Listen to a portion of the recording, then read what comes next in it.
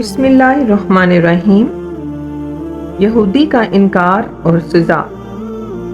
روایت میں آیا ہے کہ حضرت صلی اللہ علیہ وآلہ وسلم بعد نماز فجر کے کچھ واقعات معراج شریف کے حضرت ابوبکر صدیق اور صحابہ کرام رضی اللہ تعالی عنہم سے بیان فرماتے تھے۔ ابوبکر صدیق رضی اللہ تعالی عنہ نے یہ بات سنتے ہی کہا، صدقتا یا رسول اللہ۔ اس سبب سے ان کا لقب بھی صدیق ہوا۔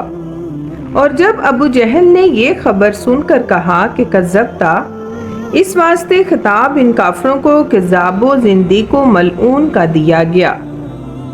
اور جو کوئی حضرت ابوبکر کے موافق رسول خدا صلی اللہ علیہ وآلہ وسلم کے معراج پر تصدیق کرے گا، وہ بے شک مثل ابوبکر صدیق کے صدیقوں کے مرتبے میں ہے۔ اور جو کوئی منکر معراج کا ہوگا، وہ یقیناً مطابق ابو جہل کے لعین اور مردود ہوگا۔ اور اس محفل میں ایک یہودی گوار نے معراج کا حال سن کر حضور صلی اللہ علیہ وآلہ وسلم کو جھوٹا کہا اور حضرت کے پاس سے اٹھ کر بازار میں آ کے ایک بڑی مچھلی مول لے کر اپنی بیوی کو دی اور اس سے کہا کہ جلدی اس مچھلی کے کباب بناؤ، بھوک سے میں بیتاب ہوں اور مجھے سخت بے قراری ہو رہی ہے۔ اتنا دن آیا اب تک نہار منہ ہوں، میں دریا سے نہا کر آؤں گا تو پھر کھانا کھاؤں گا۔ وہ یہودی یہ کہہ کر دریا پر گیا اور اپنے کپڑے کنارے پر رکھ کر پانی میں غسل کرنے کو اترا، اور پھر اس نے غوطہ لگایا۔ جب اس نے اپنا سر اٹھایا تو اپنے آپ کو ایک عورت جوان صورت پایا، اور جو کپڑے کنارے پر رکھے تھے وہ بھی اس کو نہ ملے۔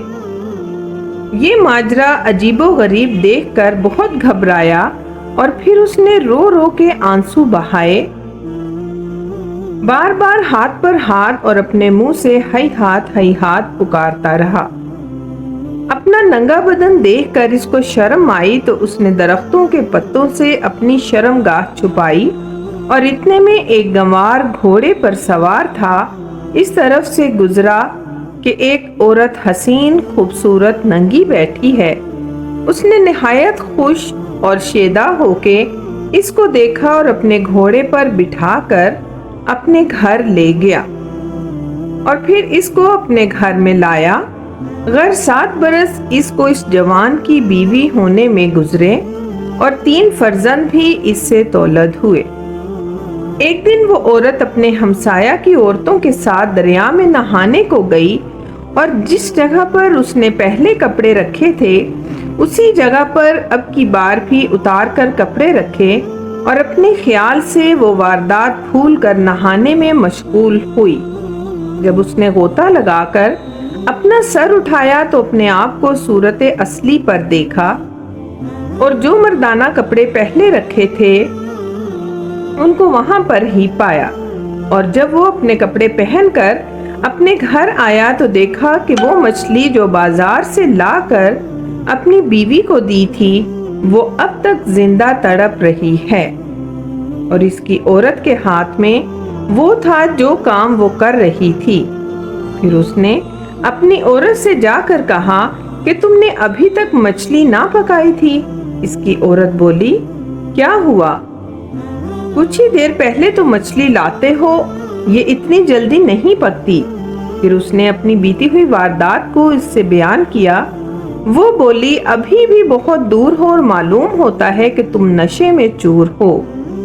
اس نے یہ بات سن کر اپنے دل میں جانا کہ میں نے معراج النبی صلی اللہ علیہ وآلہ وسلم کو جھوٹ جانا تھا، اور میں نے رسول خدا صلی اللہ علیہ وآلہ وسلم کو جھوٹا سمجھا تھا، اسی سبب سے یہ حال مجھ پر گزرا ہے۔ اس میں کچھ شک نہیں ہے، اس بار اس نے یقین سے کام لیا اور محمد صلی اللہ علیہ وآلہ وسلم کو سچا رسول جانا اور دین اسلام کو برحق جانا۔ چنانچہ وہ اسی وقت رسول خدا صلی اللہ علیہ وآلہ وسلم کی خدمت میں حاضر ہوا۔ آپ صلی اللہ علیہ وآلہ وسلم معراج شریف کا حال بیان فرما رہے تھے۔ اس نے آ کر عرض کی کہ یا رسول اللہ صلی اللہ علیہ وآلہ وسلم، میں نے معراج کو جھوٹا جانا تھا، میں نے اس کی تعزیر پائی ہے۔ اس کے کہنے پر صحابہ کرام نے اس سے پوچھا کہ تو نے کیا تعزیر پائی؟ تب اس یہودی نے سب حقیقت مچھلی اور عمل اور صورت بدلنے اور نکاح اور اولاد اور پھر 7 برس گزارنے اور پھر اصلی صورت پر آنے کی کیفیت بیان کی۔ یہ بات سن کر تمام صحابہ کرام سجدہ شکر جناب رب العالمین کا ادا کیا اور کہا یا رسول اللہ صلی اللہ علیہ وسلم، آپ سے پہلے ایسا معجزہ عنایت نہیں ہوا۔ آخر یہودی ایمان لایا اور ابو جہل کو کچھ فائدہ نہ ہوا۔